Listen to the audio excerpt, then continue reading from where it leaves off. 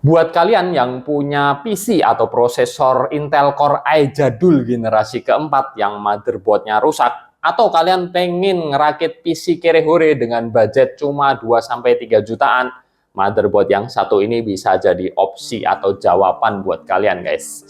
Ini adalah Evox Pro H81M yang versi X2.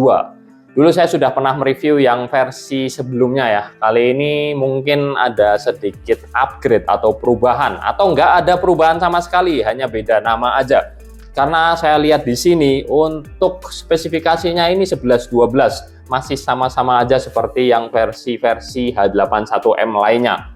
Yang jelas di sini dia juga sudah support M.2 NVMe.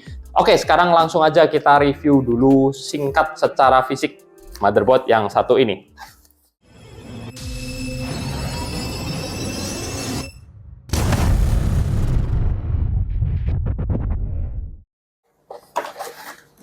Nah, di dalam boxnya ini kita mendapatkan aksesoris berupa satu utas kabel SATA warna merah.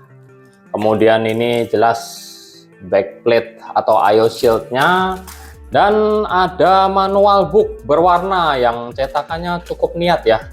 Bukan pakai kertas tipis biasa, dia kertasnya cukup bagus, berwarna dan komplit guys. Nice. Kita juga masih dikasih CD yang mana padahal CD-ROM udah nggak berguna lagi, jadi mending kita nanti download aja kalau memang butuh driver. Motherboardnya sendiri seperti ini, kita bisa lihat bersama guys. Cukup keren, memang aura ke gaming-gamingannya ada untuk motherboard yang satu ini. Dia warnanya monokrom hitam dan putih. Dan kita mulai dari atas dulu ya. Di sini dia butuh 4 pin CPU EPS. Sangat simple, jadi untuk power supply low budget yang belum ada 8 pinnya masih bisa dipakai. Kemudian di atas ini juga ada header untuk CPU fan 1, dan kita cari lagi sekalian. Header fan, ini di bawah ada untuk fan casing, tapi sayangnya ini bukan 4 pin PWM ya, dia pakai yang masih 3 pin. Di bawahnya lagi ini ada soket atau slot untuk prosesor LGA 1150, dan di sini kita mendapatkan rangkaian VRM atau power phase 3+1 kalau dilihat dari coknya. Dan semuanya ini memakai solid kapasitor ya, yang warna silver hitam ini. Bagus. Kemudian di sini ada 2 slot RAM DDR3 maksimum 16 GB yang pakai model kuncian di sisi atas dan bawah. Jadi kedua sisi kunciannya. Ini 24 pin untuk power supply ada di bagian atas kanan, dan di bawahnya ini ada 3 slot SATA 3. Seharusnya sih SATA 3 ya, atau biasanya kalau motherboard H81 ini ada satu yang SATA 3, yang lain SATA 2. Jadi kalian mending colokin di yang angkanya paling kecil ini aja, yang ada tulisannya SATA 1 atau SATA 0 biasanya. Nah, di sini juga kita mendapatkan slot M.2 NVMe yang sudah menjadi kewajiban sebuah motherboard keluaran baru ya. Di bawahnya lagi ini ada slot PCI Express X16 dengan kuncian model ceklekan begini ya. Ini saya lebih suka daripada yang versi di sliding, lebih menyusahkan. Kalau yang ceklek begini kalian pasang, dia akan langsung otomatis ngunci kalau dipasang VGA card-nya. Sedangkan untuk membukanya ya harus manual, agak susah dipencet begini. Ini ada baterai BIOS dan ada chipsetnya H81 yang dikasih heatsink keren berlogo Evox Pro yang cukup besar warna hitam. Dan nah, ini yang saya suka lagi dari motherboard ini adalah layoutnya guys. Kalian kalau perhatikan header-header ini semuanya ada di bagian pinggir-pinggiran motherboard. Jadi istilahnya nggak ada yang header atau portnya itu ada di tengah begini. Supaya kalau kalian nyolokin kabel itu nggak ngelewer atau menyeberang ke tengah begini. Bikin ribet, kurang estetik. Kalau motherboard yang satu ini layoutnya bagus. Semua ditaruh di pinggiran motherboard.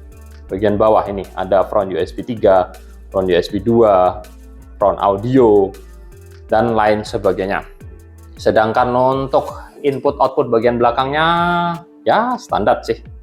Ada USB 2 cuma 4, USB 3 lebih sedikit lagi cuma 2, Dan ini ada output HDMI display, kemudian VGA untuk analognya, dan RJ45 Plus audio.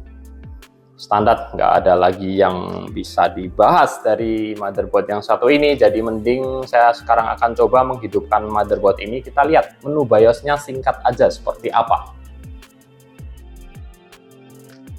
Nah, menu BIOS-nya seperti ini guys. Seperti biasa ya, masih pakai model AMI jadul non-GUI yang masih pakai keyboard. Jadi saya rasa menu-menunya ya gini-gini aja sih. Sama seperti motherboard H81OM Cina dari brand-brand lainnya. Yang jelas ini ada fitur hibernasi dan sleep state. Kemudian ada setting-setting SATA, USB, network, sampai ke NVMe yang cuma sebagai status display aja. Sistem agent config yang mengatur beberapa chipset lain di Mobo ini juga ada. Termasuk ada grafis config untuk mengganti primary display dan mematikan internal grafis alias Intel HD dari prosinya.